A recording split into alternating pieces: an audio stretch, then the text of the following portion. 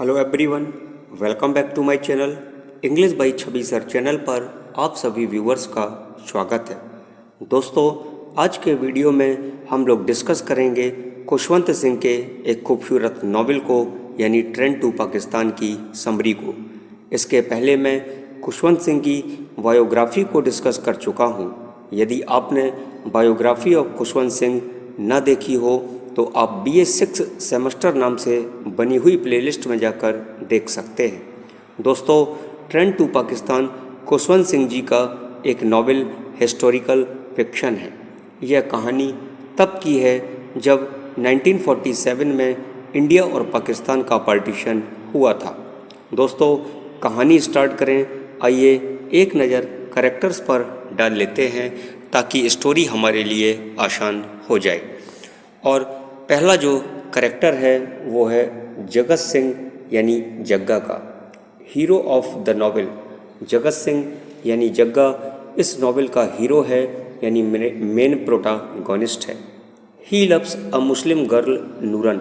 जग्गा को एक Muslim girl नूरन से प्यार होता है। नोन एज जग्गा, इस नॉवेल में इसको जग्गा के नाम से जाना जाता है। दूसरा करेक्टर है नूरन का, बिलवेड ऑफ जग्गा सिंह। जग्गा सिंह की ये प्रेमिका है, डॉटर ऑफ इमाम बख्श, और इमाम बख्श की ये पुत्री है।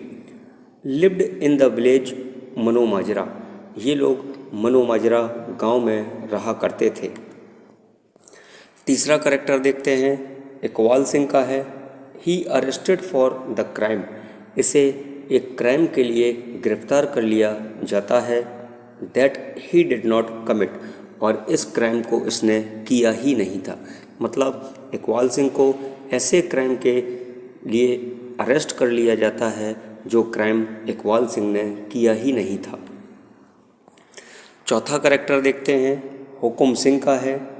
ए deputy commissioner and magistrate of मनो माजरा।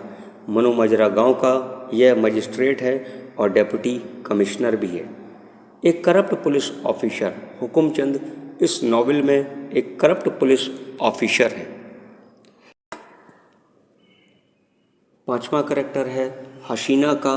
जो हसीना है एक मुस्लिम प्रोस्टिट्यूट है और हुकुमचंद लव्स हर, और हुकुमचंद हसीना से प्रेम करता है। इसके बाद नंबर 6 करेक्टर की बात करते हैं, लाला Ramlal. A money lender of village मनो माजरा। मनो माजरा गाँव में रहने वाला यह एक मनी लेंडर है, यानी पैसे उधार देता है। ही वॉज किल्ड बाई मल्ली, इसकी हत्या कर दी जाती है मल्ली नाम के एक डाकू के द्वारा। अब जानते हैं 7वां करेक्टर मल्ली। मनो माजरा गांव में रहने वाला यह एक डाकू है। तो दोस्तों, आई होप आपको करेक्टर्स समझ में आ गए होंगे। तो चलिए अब कहानी को स्टार्ट करते हैं। तो दोस्तों, नॉवेल स्टार्ट होती है 1947 इंडिया और पाकिस्तान के पार्टीशन से, और पाकिस्तान को एक नया देश बनाया जाता है। और 1947 के दौरान पाकिस्तान से सिखों और हिंदुओं को ज़बरदस्ती पाकिस्तान से निकालकर इंडिया भेजा जा रहा था। और तो और इंडिया के रहने वाले मुस्लिम्स भी पाकिस्तान जाने को मजबूर हो गए थे। तो इसी भगदड़ में सड़कों पर मासूमा का खून बहना शुरू हो चुका था और ट्रेनों में हजारों की संख्या में लाशों को देखा जा सकता था। मतलब चारों तरफ मंजर बहुत ज़्यादा पैनिक हो चुका था, खतरनाक हो चुका था, और लगभग 10 लाख लोग मारे जा चुके थे। और इंडिया का एक छोटा सा गांव था मनो माजरा, जो एक फिक्शनल टाउन है, जहां एक तरफ स्थिति बद से बदतर हो चुकी थी, लेकिन इसी फिक्शनल टाउन को देखकर ऐसा बिल्कुल भी नहीं लग रहा था कि इस गांव में कुछ भी हुआ हो, क्योंकि गांव में रहने वाले सभी धर्मों के लोग, चाहे वो हिंदू हों, मुस्लिम हों, सिख हों या ईसाई हों, ये सभी लोग भाईचारे के साथ रह रहे थे। मतलब आप कह सकते हैं कि एक दूसरे के साथ भाईचारा बना हुआ था। लेकिन इसी बीच मनोमाजरा विलेज में एक मनी लेंडर लाला रामलाल जो एक हिंदू था, इसका मर्डर हो जाता है। दोस्तों, आपको बता दें कि लाला रामलाल की हत्या एक डाकू के द्वारा हुई थी और उस डाकू का नाम था मल्ली। अब मनोमाजरा में पुलिस आती है और पुलिस मल्ली डाकू को अरेस्ट न करके जग्गा सिंह और इकबाल को अरेस्ट कर लेती है। दोस्तों, ये जो जग्गा सिंह है इस नॉवेल का प्रोटैगनिस्ट है, मेन सेंट्रल कैरेक्टर है, हीरो है। ये वही जग्गा सिंह है जिसे एक मुस्लिम लड़की नूरन से प्यार हो जाता था। और ये जो इकबाल सिंह है इस नॉवेल में एक सोशल वर्कर है और कुछ समय पहले इस विलेज मनोमाजरा में रहने के लिए आए हुए थे ताकि वहाँ के लोगों को वो समझा सके कि गवर्नमेंट की नीतियों के अगेंस्ट प्रोटेस्ट करना वो गांव वाले शुरू कर दें। ये दोनों लोगों का लाला रामलाल के मर्डर से कोई भी लेना देना नहीं था, लेकिन मनोमाजरा विलेज के डेप्यूटी कमिश्नर हुकुमचंद के कहने पर ही जग्गा और इकबाल को पुलिस कस्टडी में रखा गया था। दोस्तों, ये जो हुकुमचंद है यह एक करप्ट पर्सन है और इसने इकबाल सिंह के साथ तो और भी गलत किया था। हुकुमचंद के कहने पर इकबाल की पैंट को उतारकर चेक किया जाता है कि वह मुस्लिम है कि नहीं, लेकिन इकबाल तो सिख था। तो हुकुमचंद के कहने पर इकबाल को मोहम्मद इकबाल बनाकर पुलिस कस्टडी में रखा जाता है जग्गा सिंह के साथ में। और जब तक लाला रामलाल के असली कातिल ना मिल जाएं, इन दोनों को पुलिस स्कैप गोट बनाकर रखती है। दोस्तों, स्कैप गोट का मतलब होता है बलि का बकरा। दोस्तों, अब चलते हैं स्टोरी के दूसरी तरफ। मतलब एक दिन होता क्या है कि पाकिस्तान से एक ट्रेन मनोमाजरा विलेज आती है और यह ट्रेन हिंदुओं और सिखों की लाशों से भरी पड़ी थी, लेकिन मिलिट्री के जवानों के द्वारा उन सभी का अंतिम संस्कार किया जाता है। लेकिन अब इस खतरनाक मंजर को देखकर मनोमाजरा विलेज में दहशत का माहौल फैल जाता है। तो इस मनोमाजरा गांव में जो जग्गा सिंह और इकबाल को झूठे केस में फंसाया गया था, तभी हुकुमचंद को पता चलता है कि लाला रामलाल का मर्डर डाकू मल्ली और उसके साथियों ने किया था। तो मल्ली का अरेस्ट वारंट निकाला जाता है, लेकिन यहाँ पर अभी भी जग्गा और इकबाल को रिलीज नहीं किया जाता है। और दूसरी तरफ यह सब देखकर हुकुमचंद के अंदर मुस्लिम्स के अगेंस्ट नफ़रत बढ़ रही है और हुकुमचंद सोच रहा था कि सभी मुस्लिम्स मनोमाजरा विलेज को छोड़कर चले जाएं। तो हुकुमचंद ने ऐसा क्यों किया, मतलब ऐसा क्यों सोच रहा था, चलिए आपको बताते हैं। हुकुमचंद ऐसा इसलिए सोच रहा था कि जब लोगों के बीच में नफ़रत का बीज बोया जाएगा तो मुस्लिम्स को गांव से निकलवाने में आसान होगा। तो अब हुकुमचंद एक गेम प्लान तैयार करता है कि कैसे मुस्लिम्स उस गांव को छोड़कर चले जाएं। यहाँ पर हुकुमचंद को पता चलता है कि डाकू मल्ली मुस्लिम नहीं है, बल्कि यह एक सिख है, तो वह मल्ली को छोड़ देता है। तो हुकुमचंद इकबाल को बलि का बकरा बनाता है कि वह सभी के सामने प्रूफ कर देता है कि इकबाल एक मुस्लिम है और इसका नाम मोहम्मद इकबाल है और इसी ने हिंदू मनी लेंडर लाला रामलाल का मर्डर किया था। तो गांव में लोगों के बीच अब हिंदू और मुस्लिम में नफ़रत फैल जाती है और गांव के सभी मुस्लिम्स को मुस्लिम रिफ्यूजी कैंप भेजा जा रहा था और मनोमाजरा गांव में रहने वाले सभी धर्मों के लोग अलग अलग रहने को मजबूर हो जाते हैं and frightened to each other, और एक दूसरे से डरने लगते हैं। तो अब गांव के ही एक मंदिर में मीटिंग होती है कि अब क्या होना चाहिए। तो तभी एक सिख सरदार कहता है कि कहीं ऐसा ना हो कि पाकिस्तान से लौट रहे सिख भाई यहाँ आकर यहाँ के मुस्लिम भाइयों से कहीं लड़ाई झगड़ा न करने लगे। So he decided to save his neighbours Muslim. इसलिए उस सिख सरदार ने अपने पड़ोसी मुसलमानों को बचाना तय किया।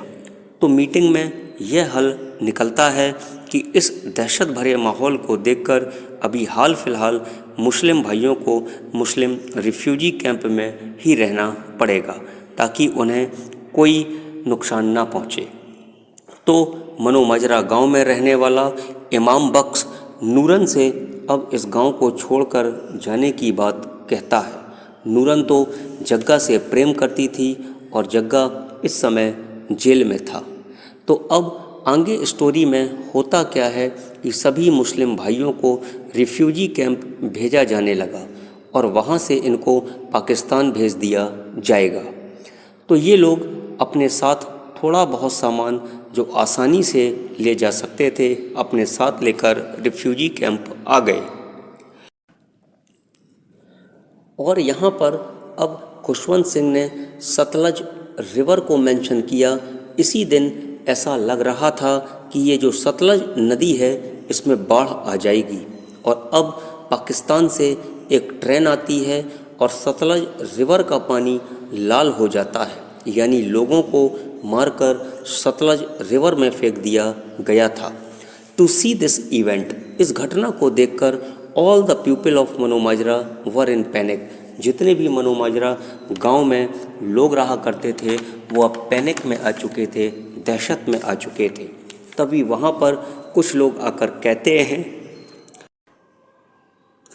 कि ये जो ट्रेन मुस्लिम्स को लेकर जा रही है इनको मारने में आप सभी गांव के लोग हमारी मदद करिए। बाकी तो मुस्लिम्स को मारने के लिए तैयार हो जाते हैं, लेकिन दो बंदे ऐसे थे जो मुस्लिम्स पर अत्याचार नहीं करना चाहते थे। पहला नाम मीत सिंह का है और दूसरा है लंबरदार। और इनमें से लंबरदार ने इनके प्लान की सूचना पुलिस को दे दी थी कि ऐसा होने वाला है।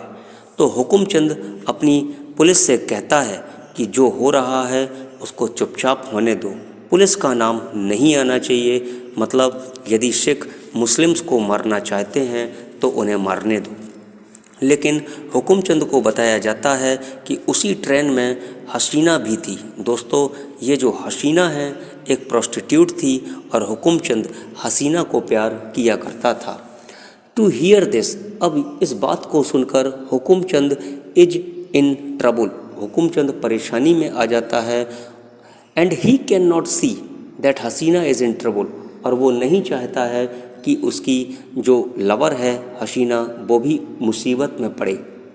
तो इसी बीच हुकुमचंद ने जग्गा और इकबाल को पुलिस कस्टडी से रिहा कर दिया, इस उम्मीद के साथ कि शायद ये लोग मिलकर मुस्लिम्स की जान बचा लेंगे। तो जेल से रिहा होने के बाद जग्गा सबसे पहले नूरन की तलाश करता है और जो इकबाल था गुरुद्वारे जाता है। यहाँ पर उसको बताया जाता है कि कैसे मुस्लिम्स को टॉर्चर किया जा रहा था। और अब हुकुमचंद हसीना के लिए बहुत परेशान था। तो अब मुस्लिम्स को ले जाने वाली ट्रेन आती है, लेकिन बाकी के सभी लोग इन पर अटैक करने के लिए एक ब्रिज के पास इंतज़ार कर रहे थे। तो भीड़ ट्रेन से कुछ दूर पर एक रस्सी बांध देती है ताकि जब ट्रेन स्पीड से चले तो ट्रेन की छत पर बैठे यात्री उस रस्सी के टकराने से मारे जाएं। लेकिन इस प्लान को आकर जग्गा सिंह बर्बाद कर देता है, क्योंकि जग्गा सिंह उस रस्सी को काट ही रहा होता है। तो कुछ लोग जग्गा सिंह को ऐसा करते देख लेते हैं और जग्गा सिंह को गोली मार देते हैं। तो जग्गा सिंह उस रस्सी को तोड़ते हुए नीचे पटरियों पर गिर जाता है। रस्सी टूट जाती है और ट्रेन के यात्रियों को जग्गा सिंह ने बचा लिया। मतलब रस्सी तो टूट गई, लेकिन ट्रेन के यात्रियों को जग्गा सिंह बचा लेता है। लेकिन जग्गा सिंह ट्रेन की पटरियों में गिर जाता है और ट्रेन जग्गा सिंह के ऊपर से निकल जाती है। इस प्रकार जग्गा सिंह तो मर जाता है, लेकिन उसने तमाम मुस्लिमों को की हत्या होने से बचा लिया। तो लास्ट में जग्गा सिंह ने मानवता को नहीं हारने दिया। वह खुद तो मर गया लेकिन अपने तमाम मुस्लिम भाइयों को उसने जीवन दान दे दिया। तो दोस्तों ये थी स्टोरी ट्रेन टू पाकिस्तान। आपको कैसी लगी कमेंट करके ज़रूर बताइए। यदि आप चैनल पर नए हैं तो English by Chhavi sir channel को सब्सक्राइब करें, बेल आइकन को प्रेस करें। दोस्तों वीडियो पसंद आया हो तो वीडियो को लाइक करें और अपने दोस्तों के साथ शेयर करना बिल्कुल भी मत भूलें। तो मिलते हैं आपसे नेक्स्ट वीडियो में। तब तक आप खुश रहिए, मस्त रहिए और जहाँ रहिए प्रसन्न रहिए। और हाँ, आप अपना और साथ साथ अपनों का भी ख्याल रखिए। Thank you for watching.